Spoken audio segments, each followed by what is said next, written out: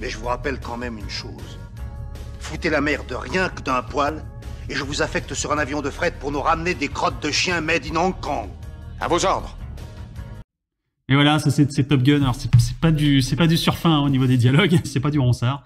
Mais quelle énergie, quelle patate. On va vous parler dans cette vidéo de Top Gun. On a remanié le scénar ? Zéro. Le problème est cérébral, alors au boulot. Et vous atteindrez le statut d'icône. Alors peut-être pour nous présenter brièvement, Cédric. Eh bien, bonjour à tous. Je m'appelle Cédric Salmon, je suis script doctor chez iConcept. Bonjour Pierre-Antoine. Bonjour, moi de même, consultant chez iConcept, et plus sur la partie narration interactive. Et aujourd'hui, on fait une émission sur un format un peu spécial, ça s'appelle Analyse 1, 2, 3. On va analyser en fait un film. Alors on vous a choisi un bon film évidemment, enfin en tout cas un film dont on estime que le scénario est quand même valable. On fera aussi des émissions, des vidéos sur des films où là, par contre, on n'est pas aussi enthousiaste sur le scénario, plus dans un but évidemment d'amélioration. Mais là, le but un peu de la manœuvre, c'est d'analyser un film. Et on part sur Top Gun. Alors la vidéo, elle est enregistrée début d'année, sachant que le film est annoncé pour juillet. Donc je pense que de manière un peu opportune, on vous sortira la vidéo un peu avant Top Gun 2. Voilà, mais en tout cas, on va vous parler de Top Gun. Voilà. Alors on peut peut-être faire un petit rappel sur façon un peu synoptique de voir la structure d'un film et comment est-ce qu'on peut retrouver ça ensuite dans la bande-annonce. Oui, alors bon, déjà effectivement Top Gun, c'est quoi qu'on pense du scénario, parce qu'on verra qu'il y a pas mal de choses à dire, hein, et c'est pas loin de là un film parfait. C'est évidemment un grand succès. Et si on veut analyser très rapidement un scénario et avoir des vrais leviers, des clés de lecture, ce dont on a besoin quand on est script doctor, eh bien on peut employer cette grille qui est notre grille d'analyse chez iConcept. Donc ces trois fonctions dramatiques, ces trois moments forts d'une fiction qui vont déjà être intéressants à analyser. Donc la première partie d'une fiction, c'est le déclencheur, hein, ce qui va lancer l'histoire, l'accroche d'une histoire, ce qu'on vient pitcher, raconter en premier quand on raconte une histoire. Évidemment que ça figure normalement en bonne place dans un film-annonce, puisque une bande-annonce ou un film-annonce, comme on dit dans la profession, est là pour nous donner envie de regarder le film et donc de nous projeter immédiatement comme un avion de chasse est catapulté en dehors du porte-avions. On vient catapulter la narration avec ce déclencheur. Donc, a priori, cette fonction dramatique-là, et on verra comment elle fonctionne, va figurer dans la bande-annonce d'un film. Et puis, la seconde fonction dramatique s'appelle la tâche, hein, avec comment dirais-je, un accent circonflexe, hein, s'il vous plaît, même s'il y a des tâches dans certains scénars. Et donc, eh bien là, il s'agit en fait de tout simplement, concrètement, analyser ce que va faire le personnage. Ça va être un indicateur très important sur le genre du récit. Et la bande-annonce, là aussi, à grand renfort de montage clippé, va nous illustrer les grandes actions symboliques et fortes et puissantes du personnage. Et donc, ça va nous permettre d'analyser un petit peu la structure. Et évidemment, la troisième fonction, je vous fais pas l'affront de vous l'expliquer, c'est la fonction dramatique la plus connue en scénario, le climax. On pourra en discuter sur Top Gun. Donc voilà, donc a priori, le 1 et le 2, le déclencheur et la tâche, devraient nous être expliqués dans le film-annonce. Voilà. Alors c'est un film-annonce qui date de 1987, donc il est d'un an postérieur à la sortie du film. Donc c'est une bande-annonce française, j'imagine au moment où le film passe en cassette, un truc dans le genre. Mais on va dire, on a a priori les éléments dont tu viens de parler, Cédric. Et puis on va parler ensuite dans la suite de discussion, on l'a évidemment pas dans la bande-annonce, mais on va en parler ensuite. On a le climax, donc j'avertis tout de suite, on va divulgacher, hein, comme disent nos amis québécois. Donc le mieux c'est de voir le film avant, mais en tout cas on va se regarder ensemble la bande-annonce. C'est parti. Top Gun, la cassette top de l'année 87. Déjà plus de 3 millions de cassettes vidéo vendues dans le monde. Un film supersonique, le meilleur parmi les meilleurs. Qu'est-ce qui vous motive? J'ai à cœur de servir ma patrie et de devenir le meilleur des pilotes de la navale. Tu veux savoir qui est le meilleur ici? C'est lui, Iceman. Toujours de glace, du sang-froid et jamais d'erreur. Vous êtes obligé d'être mieux et un cran au-dessus des autres. Je m'appelle Maverick. Maverick? C'est pas un nom, ça, c'est un sobriquet. J'ai reçu un ordre vous concernant et je n'arrive pas à m'y faire. Votre rêve, je vais vous le servir sur un plateau. Vous deux, vous avez été désignés pour entrer à Top Gun. Vous êtes la crème des pilotes de l'aéronavale. Une élite. Vous deviendrez encore mieux. T'as pas encore saisi? Saisi quoi? Qui est le meilleur pilote? Moi, dans cette école, je suis instructeur et tous les 2 mois, je vois une vingtaine de nouveaux furieux. Chaque fois que tu montes en avion, tu es incontrôlable. C'est vrai. Et même très dangereux. Il a rien contre le pilote, mais contre son attitude. Vous savez, moi, quand un truc me branche, je le branche. Il ne suffit pas d'être un fougueux pilote. J'ai une famille, moi, je peux pas me permettre de tout foutre en l'air. Et toi, tu es ma seule famille. Jamais je ne te ferai sale coup. À Top Gun, on va vous apprendre le combat. Encore 10 secondes et c'est bon. Ici, pas de points pour les secondes places. Ce que tu fais en mission, c'est très dangereux. Crois-moi, il faut que tu t'accroches. Iceman, À vos ordres. Hollywood, À vos ordres. secteur 2. Vous, Maverick, vous les mettez en réserve avec Merlin en alerte. À vos ordres. Les MiG sont dans le secteur et la situation est tendue. S'il y a hostilité à votre égard, vous ouvrez le feu. Messieurs, vous voilà dans le bain. J'en ai un qui vient à gauche. C'est pour ça qu'on vous a formé. 3 MiG face à face, plus bas, gauche, gauche. Vous êtes les as de l'Amérique. Un MiG à 12 heures en haut, un MiG à 12 heures en haut. Gonflez-nous d'orgueil. Je l'ai accroché, radar. Autorisation de tir. C'est bien accroché. Feu. Je shoot. Tom Cruise, Kelly McGillis, Top Gun.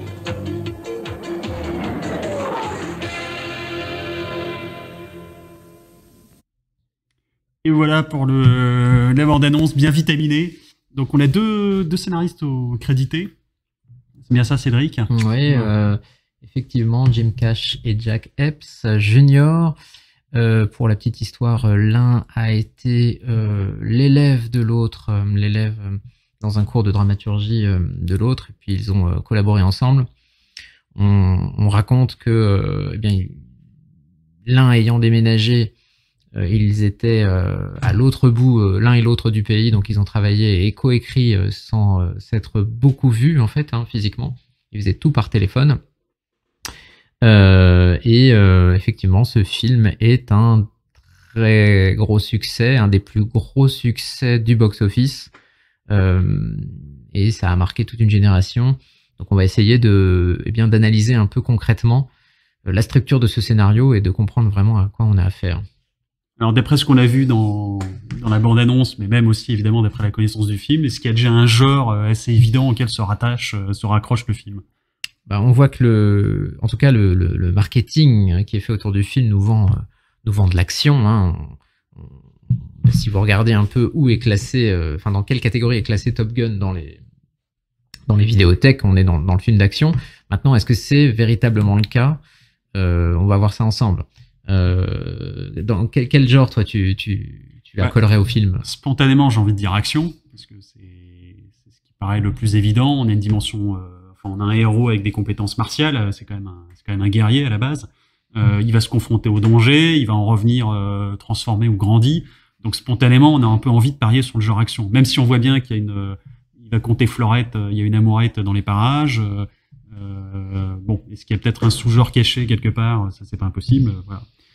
Et on précise qu'on parle bien du genre dramatique et pas du genre apparent, évidemment. Voilà. C'est ça. Donc, on va essayer un peu d'analyser comment est structuré ce film, voir ses forces et ses faiblesses au niveau du scénario. Alors, effectivement, c'est a priori un film d'action, mais il y a un piège. Si on va détailler ensemble la structure, le déclencheur, la tâche, et puis on verra le climax. Mais vous voyez déjà immédiatement dans le film annonce que il n'y a pas beaucoup de méchants dans ce film annonce. C'est-à-dire que on nous raconte l'histoire d'un jeune pilote qui va rentrer dans une école qui vient en fait être présentée un peu comme plutôt une sorte de grand concours pour sélectionner qui va être le meilleur pilote de l'armée. De l'armée de l'air américaine. Tous ces gens s'entraînent pour être au top niveau en pleine guerre froide. Et il y a évidemment un compétiteur hors pair face à notre Maverick qui s'appelle Iceman, joué par Val Kilmer. Et a priori, c'est un peu faible pour faire un film d'action. Il n'y a pas réellement de méchants. Et puis on voit pointer quelques MiG, donc les méchants russes absolument un peu fourre-tout. C'est-à-dire il n'y a aucune caractérisation, ils ont un casque. Ils sont pas personnalisés. C'est ça, et ils sont en fait absents de la structure. Ils sont au début et à la fin, mais on va voir qu'il y a quelque chose d'anormal, c'est-à-dire on est quand même en train de partir sur des bases d'un film d'action qui n'aurait pas de méchants. Ouais. Donc là, il y a quelque chose qui mérite il y a une forme d'anomalie, en tout cas, ça mérite éclaircissement. Voilà. Ouais, super. C'est parti. On se lance sur le déclencheur. J'ai pris cette image un peu iconique du film. Il y a des relations diplomatiques entre les gentils américains et le méchant de l'époque, à savoir les soviétiques. Qu'est-ce qu'on peut dire sur le déclencheur? Donc l'événement qui lance le film, c'est tout simplement lors d'une interception d'un aéronef près de la flotte américaine. Donc il y a 2 MiG, il s'avère qu'il y en a 2, au début ils pensent qu'il n'y en a qu'un, des avions russes qui s'approchent à 300 ou 400 km du porte-avions. Donc on envoie, c'est la procédure des avions de chasse pour les intercepter, et le déclencheur est le suivant. Le pilote le plus performant de cette flotte, dont j'ai oublié l'indicatif, Cougar, je crois que Merlin ou Cougar, non, c'est Cougar. Cougar, exact. Va être confronté lors de cette interception. Il va être confronté à sa propre mort, et l'un des chasseurs ennemis va l'accrocher radar, comme on dit, c'est-à-dire qu'il va lui laisser entendre qu'il peut l'abattre en déclenchant une alerte radar. Et Cougar, tout pilote qu'il est, il va perdre son sang-froid. Et on a une très belle scène d'ouverture qui est vraiment, pour le coup, très bien écrite, où on a un pilote qui va perdre son sang-froid et ne va plus être capable de ramener son avion. Donc l'image qu'on voit, c'est que dans le déclencheur, Maverick est donc le pilote numéro 2, enfin l'avion qui suit ce leader. Et il vient faire une manœuvre, puisqu'il n'a pas le droit d'abattre ses MiG, c'est juste tout simplement une procédure pour dire aux MiG, pour raccompagner les MiG en dehors de la zone, puisqu'il n'a pas le droit de les abattre, il ne se laisse pas impressionner lui, et va faire une manœuvre extrêmement dangereuse. Donc évidemment une manœuvre qui n'est pas, je crois, très crédible pour les pilotes. Cette scène a été réalisée, ça c'est évidemment un effet spécial, Ils ont effectivement fait voler un avion sur le dos, mais ils étaient quand même assez éloignés, les 2 avions. Enfin, en tout cas, cette scène est mythique. Donc, il va voler sur le dos pour faire un doigt d'honneur au pilote de MiG et voilà, le chasser. Et au moment donc de ramener son avion, enfin de rentrer à la base, il s'aperçoit que son leader, lui, fait une crise d'angoisse et ne peut plus ramener son avion.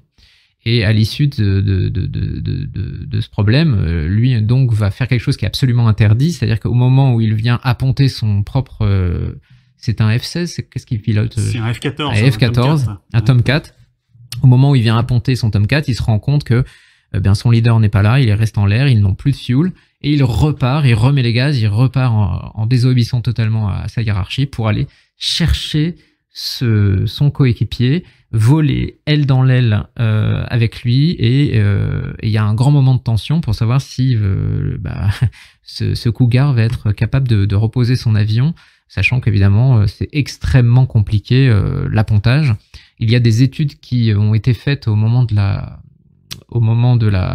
guerre du Vietnam sur le niveau de stress ressenti par les soldats, et apparemment les pilotes disaient qu'ils ressentaient moins de stress à se faire tirer dessus qu'à apponter, pour vous dire que ça peut être perçu, en tout cas, par les pilotes comme quelque chose d'assez difficile.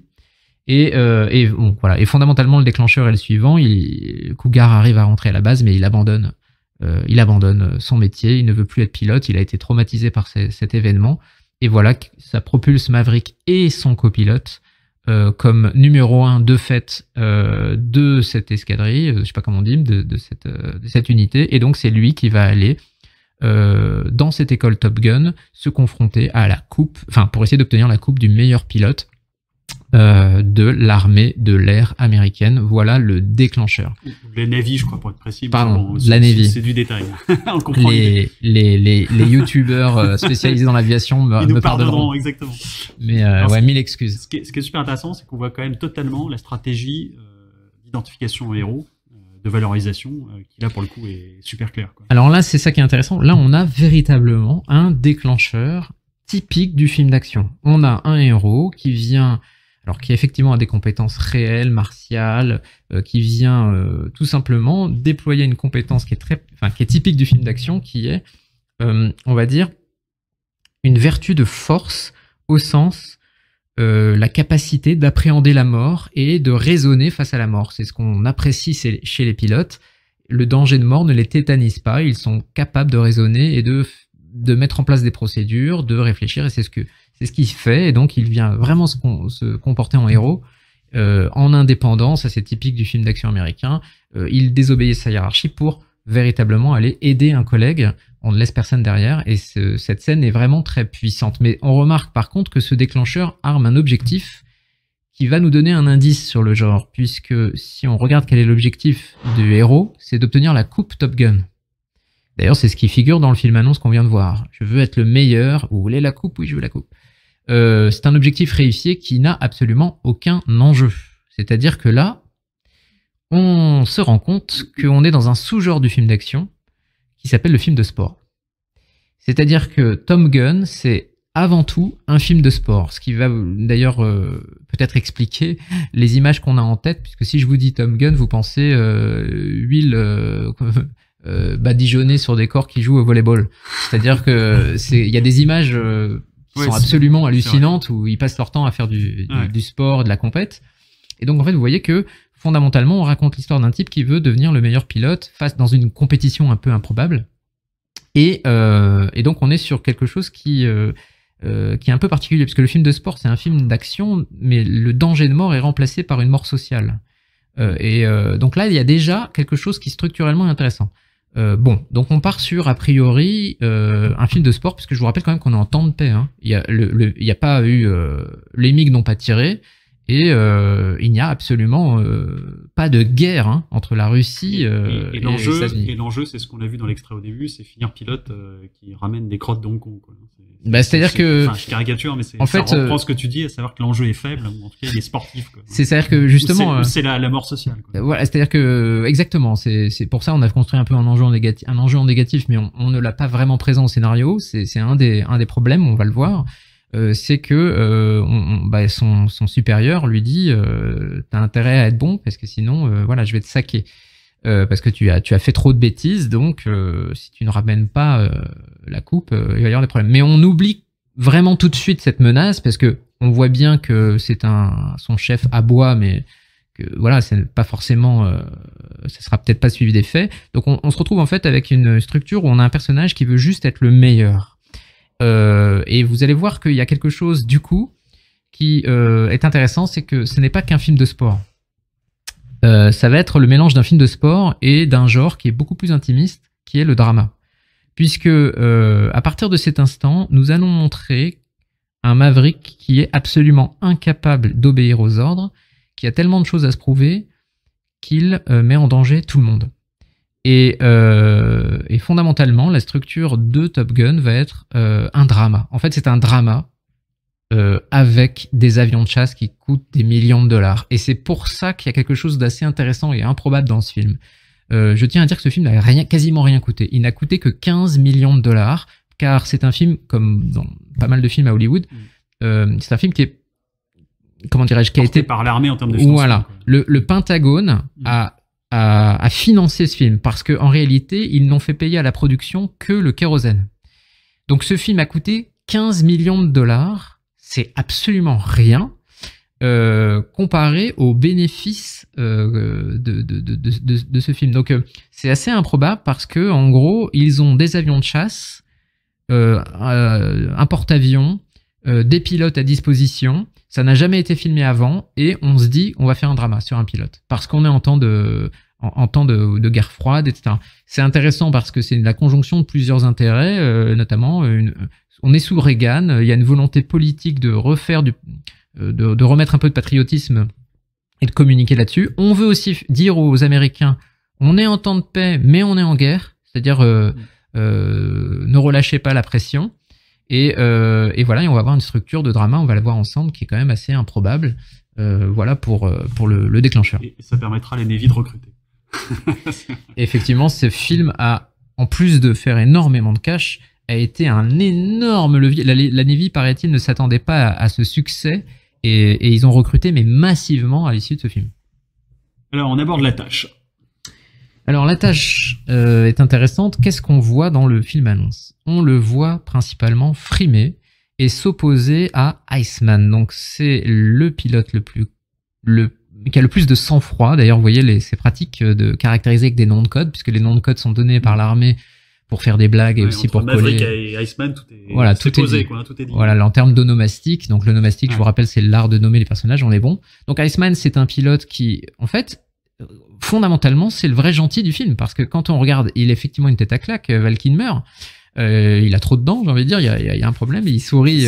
Ça raille le parquet, mais il fait le boulot, quoi. Et non seulement il fait le boulot, mais il passe son temps à dire à Maverick, tu es dangereux, tu ne respectes pas les règles, et tu ne dois pas abandonner tes équipiers, parce que évidemment, à partir du moment où on rentre dans le film, à Top Gun, lui, on découvre que Maverick a des choses à se prouver. Donc, en réalité, sa caractérisation est assez simple, mais c'est plutôt intéressant. On vient exploiter l'arène. Son père était un pilote hors pair, et il est mort dans une situation un peu secret défense. Et donc il est mort, et Maverick ne sait pas dans quelles conditions, mais on raconte qu'il n'avait pas fait ce qu'il fallait.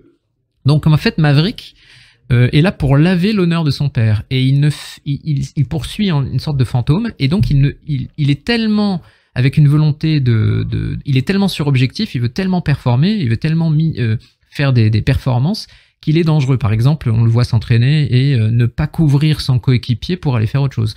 On le voit aussi parce qu'il veut absolument éliminer à l'entraînement l'instructeur. On le voit descendre sous le plancher qui a été donné par les règles. Donc, à partir, il y a une sorte de plancher, je dirais une altitude à laquelle les exercices de combat se font. Et puis, l'instructeur en petit malin va aller atteindre ce plancher pour essayer d'être en sécurité. Et lui, il va descendre plus bas pour essayer de l'atteindre en toute illégalité. Donc, en fait, fondamentalement, la tâche de ce film, c'est une succession d'entraînements. Ils vont s'entraîner, donc c'est assez, d'ailleurs, c'est assez poussif. Hein, c'est-à-dire que systématiquement, donc, il y a un personnage de mentor qui est leur instructeur, qui a son bras droit, qui lui pilote plus souvent, et qui vient égrener comme ça. Alors, c'est la 4e, 10e, 39e mission où ils ne font que des combats, mais pour de faux, avec donc notamment Val Kilmer, qui est super bon là-dedans. Et on voit successivement dans ces missions Maverick faire des bêtises, et au point que, évidemment, en milieu de film, à peu près un peu plus tard, il va malheureusement être victime d'un problème technique. Il va rentrer dans le souffle d'Iceman. Donc son avion est déstabilisé par le souffle de l'aéronef d'Iceman. Il est dans sa traînée parce qu'il n'arrive pas à travailler en équipe. Et il perd le contrôle de son avion, et l'issue est fatale. Pour son copilote. Son copilote Goose, en fait, s'éjecte. Donc la scène, en fait, si vous voulez, la tâche, c'est avant tout des valeurs de production. On voit des avions très souvent dans des situations, c'est très très bien filmé par Tony Scott. Donc ça, c'est vraiment assez agréable. Et là, on a une scène assez incroyable où en fait, son avion part comme une pierre parce que ces 2 réacteurs s'éteignent, et en fait, ces avions de chasse-là, pas de réacteur, ça plane pas. Ça tombe comme une pierre. Donc lui, il est collé à la vitre, et puis d'un coup, boum, son coéquipier arrive à les éjecter. Malheureusement, eh bien, il se prend la vitre, la verrière, et il est tué sur le coup. Et voilà. Et donc là, on est vraiment dans un drama parce que à partir de ce moment-là, c'est la déchéance. Maverick a des crises d'angoisse lui aussi, et il est plus capable de piloter. Et donc, on s'aperçoit que la tâche, fondamentalement, elle est très passive. Il n'y a pas grand-chose. C'est l'histoire, en fait, d'un personnage qui est un peu imbu de lui-même, qui met en danger tout le monde sans respecter les règles, et qui doit apprendre à respecter les règles, et qui va être confronté au bout d'un moment au décès de son coéquipier, qui est en fait la faute de personne. C'est-à-dire que il est reconnu comme étant... il perd en entraînement. Voilà, il est reconnu comme étant... Là, il n'a fait aucune erreur. Donc c'est intéressant le niveau de lecture de ce film, parce que en gros, là, il a fait... Quand on ne respecte pas les règles, on peut faire des belles choses, et puis en même temps, là, il respecte les règles, il a rien fait de particulier, mais il y a un accident, c'est comme ça. Il n'arrive pas à le supporter, et voilà. Et donc, bon, il faut rajouter à cette tâche, comme tu disais tout à l'heure, de la drague, et il essaye de séduire cette civile qui fait partie du renseignement, en fait, comme souvent le renseignement débriefe les pilotes. Et il va la séduire. Ça a été rajouté en fait après, ça manquait un petit peu de sex appeal, et donc il y a des scènes même qui ont été retournées à la demande des producteurs pour ajouter du sexe et tout, parce que c'était un peu trop. Est-ce que c'est peut-être pas aussi voilà. une manière de renforcer l'identification au personnage pour éviter de trop le dévaloriser, parce qu'on a une caractéristique quand même qui est propre au drama qu'on voit là, c'est qu'il y a un objectif conscient du personnage. Et nous, on est en désir d'un objectif qui est pas forcément exactement le même pour le bien du personnage. C'est ça. C'est-à-dire que, à mon sens, c'est un mauvais drama. Et c'est pour ça que je pense que le scénario n'est pas très bon. En fait, en réalité, quand on regarde bien, mais il fonctionne. C'est-à-dire que le film fonctionne, mais c'est ses valeurs de production qui le ramènent. C'est exactement. Ouais. C'est exactement. C'est-à-dire que ce qui est effectivement dans un drama, ce qu'on veut, c'est simplement comprendre le personnage mieux que lui-même. Donc nous, on n'a pas besoin de beaucoup de temps pour comprendre que Maverick, comme son nom l'indique, c'est un chien fou. Il faut qu'il se calme. Mais c'est très mal. Quand vous regardez les scènes de drama, c'est très mal fait. C'est-à-dire la musique est vraiment cheesy. Donc il y a trois. C'est une ambiance années 80. Ah mais ouais, non mais c'est vraiment. Moi j'aime beaucoup Tony Scott. Enfin j'ai beaucoup de respect pour son travail. Mais là il faut dire que donc il y a une surexploitation à la fois du titre un peu phare. Oui, et je crois que t'es pathos dégoulinant. Ah voilà. Et donc bon en gros c'est un mauvais drama parce que les personnages et lui-même a conscience de ce qui. C'est-à-dire que dès le début les personnages lui disent non mais tu cherches à te prouver des choses, tu luttes contre ton père, l'image de ton père. Enfin, les choses sont dites vraiment noir sur blanc, donc ça le rend vraiment détestable. Et en fait, effectivement, tu as raison, c'est le fait qu'il soit un bon dragueur, parce que être sur objectif comme ça, et il y a un parallèle entre la drague et puis on va dire la. C'est vrai, faut finir premier. Quoi. Voilà, faut finir premier, donc ça le rend effectivement. Il est assez, ça a été un personnage assez, comment dirais-je, iconique. Les jeunes ont voulu être comme Maverick, mais si on regarde un petit peu avec plus de finesse, le personnage est un peu, est pas très attachant. Pas ultra mature. Il est pas très mature, il est pas voilà. Bon, effectivement, on a plein de scènes de pilotage, mais voilà. Donc, on va dire que le déclencheur, c'est il a l'occasion de rentrer dans Top Gun pour décrocher la coupe, mais il rentre pour de mauvaises raisons. C'est parce que le meilleur devant lui a abandonné. 2, il est confronté fondamentalement, comme dans un bon drama, à sa propre incapacité à ici respecter les règles et à, je dirais, vouloir absolument laver l'honneur de son père. Voilà, donc ça le rend en fait détesté d'une partie des pilotes, et en tout cas voilà, jusqu'au moment où il est confronté à quelque chose qu'il n'arrive pas à accepter, qui est qu'il ne peut pas tout contrôler et que son copilote meurt. Et ça le détruit. Voilà, donc on est sur le 2 d'un drama. Qu'est-ce qui nous achemine vers le climax ? Ah, le climax. Alors, le climax, ça, c'est compliqué. On a vendu un film d'action. Il n'y a plus de MiG, il n'y a plus de méchants. On est dans une situation de guerre froide. On est sur un film de sport avec une coupe qui, finalement, n'a pas... Il n'y a pas d'enjeu à cette histoire. Il perd de sa saveur, en plus. Oui, parce que... Et alors, qu'est-ce qu'il va gagner ? Qu'est-ce qu'il va perdre ? On comprend pas vraiment. Donc, bon... Et donc le climax est une solution pour, si vous voulez, essayer d'emballer tout ça, quoi. Et donc le climax est le suivant. Il a suffisamment eu d'heures de vol pour avoir son diplôme de Top Gun sans être le premier. Parce que donc suite à l'accident, il est complètement dans les choux, il veut abandonner, etc. Il finit quand même par aller voir son mentor qui lui lance une info secret défense. Il s'avère que son mentor a volé avec son père et il lui dit... non, mais j'ai pas le droit de te le dire, mais en gros, ton père a été héroïque et il aurait pu rentrer à la base, il a resté pour sauver d'autres gens et c'est un héros, mais t'as pas le droit de le dire. Bien, et donc il a le choix à ce moment-là d'abandonner ou de revenir, mais de revenir comme un second, parce que il peut revenir je dirais à la remise des diplômes, mais il sera second. Et c'est ce qu'il fait. Donc on a la résolution du drama, et vous voyez que c'est une mauvaise résolution, parce qu'en gros, il a rien résolu du tout. Il a une réponse à sa question. Oui, ton père était un... Il y a une vraie artificialité quand même. Oui, voilà. Tout ça, et je veux dire, et alors qu'est-ce qui se passe si son père, qu'est-ce qui se serait passé si son père n'avait pas été un héros finalement ? Il aurait pas du tout résolu son problème. C'est-à-dire qu'en fait, le véritable problème du personnage, c'est qu'il fallait qu'il comprenne qu'il n'est pas son père et qu'il doit embrasser son père avec ses forces et ses faiblesses et être fier de ses origines, quelles qu'elles soient.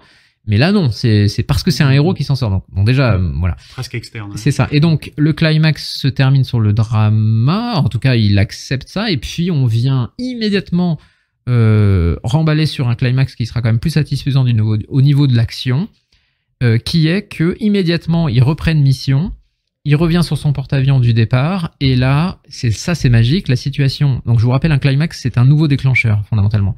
Ici, il y a un problème qui est très simple. Il y a eu un crash. Alors, je sais plus si c'est un crash aérien ou une avarie de bateau, mais en tout cas, il y a eu une mission de sauvetage qui a été faite en territoire ennemi parce que, soi-disant, les gens les rescapés ont dérivé dans les flots. Donc, en fait, finalement, on a des Américains qui sont en pur territoire russe. Ils n'ont absolument pas le droit d'être là. Donc, évidemment, les Russes envoient des MiG et on a donc Maverick et Iceman qui sont sur le même porte-avions qui doivent sécuriser. Iceman est le numéro 1 Top Gun, il est envoyé en premier.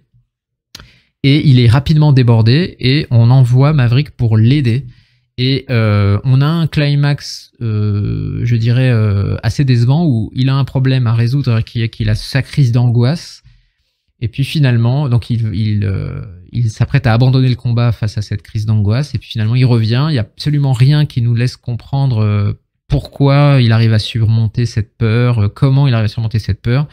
Et puis là, il vole, effectivement, il y a des scènes superbes où il arrive à déglinguer en fait 5 MiG tout seul quasiment et à aider Iceman et à faire une belle équipe. Et ils se posent sur le porte-avions tous les deux et il y a cette réplique. L'alias finale.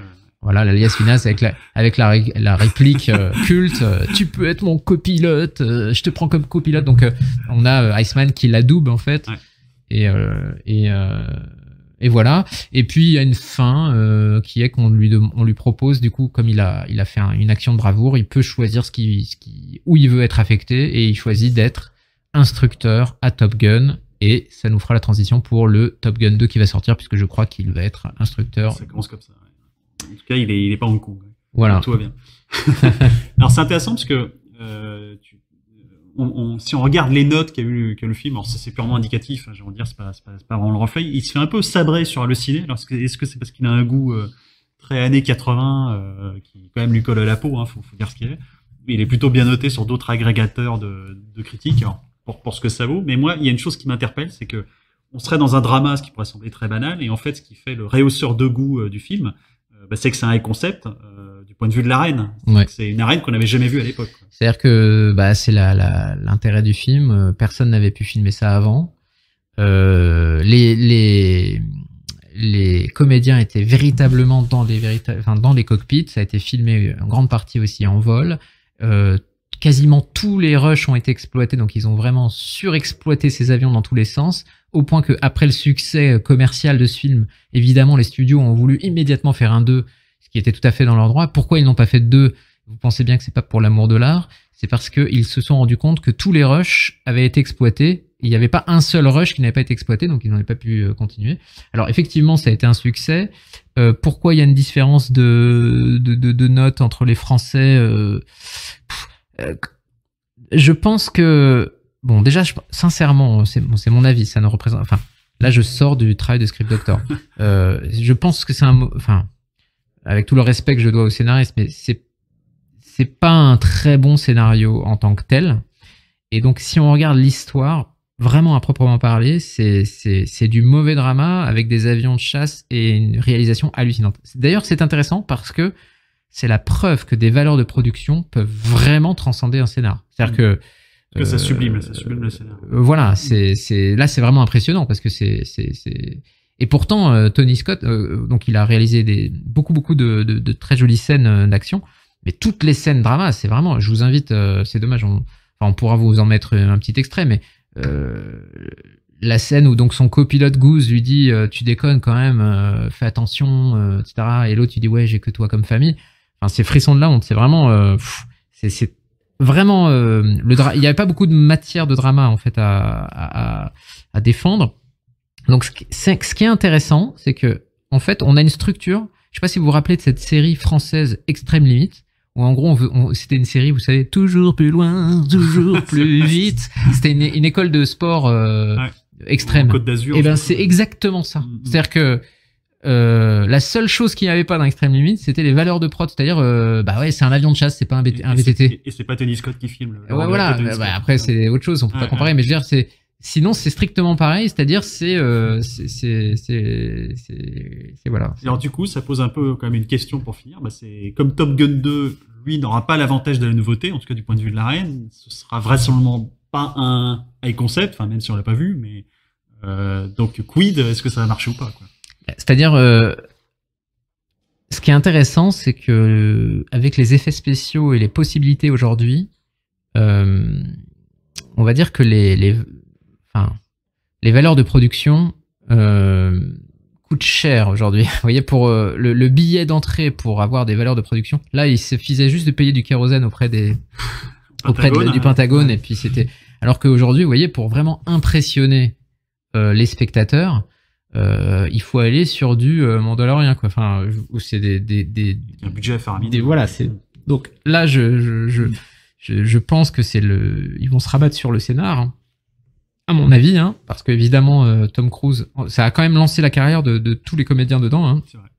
Enfin, comment c'est, quel est son prénom à cette jeune femme? C'est Kelly? C'est McGillis, c'est ça? Oui, Kelly McGillis. C'est Kelly. Ouais. Elle était déjà connue pour Witness, mais ça a lancé quand même pas mal de monde, Val Kilmer, Tom Cruise, et voilà. Aujourd'hui, Tom Cruise, évidemment, est en mesure de choisir ses scénars, et il est très, très attaché au scénario, on le sait.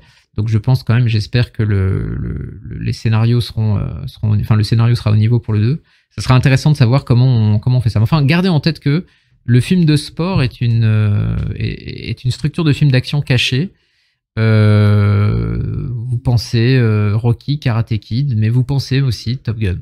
Ouais, c'est vrai. Et ben c'est tout pour cette vidéo. Merci à tous de nous avoir suivis. N'hésitez pas à vous abonner à la chaîne, à mettre des commentaires. On y répondra avec plaisir. Et puis si vous souhaitez en savoir un peu plus sur AI Concept, vous pouvez également nous rejoindre sur le site de AI Concept, ai-concept.fr. Et merci effectivement à tous. Et encore une fois, désolé pour les connaisseurs et les pilotes de chasse. Vous voulez évidemment bien excuser nos approximations, et on se place évidemment du point de vue du scénario. Toutes les erreurs qu'on aurait pu commettre, n'hésitez pas à nous les donner dans les commentaires. Merci à tous. À très bientôt. Au revoir. Au revoir. Tu vas voir ça. Mais attends, Goose, dans nos 6 heures. Merde, c'est Chester. Youpi, Maverick a shooté, t'es dégagé, petit. Merde.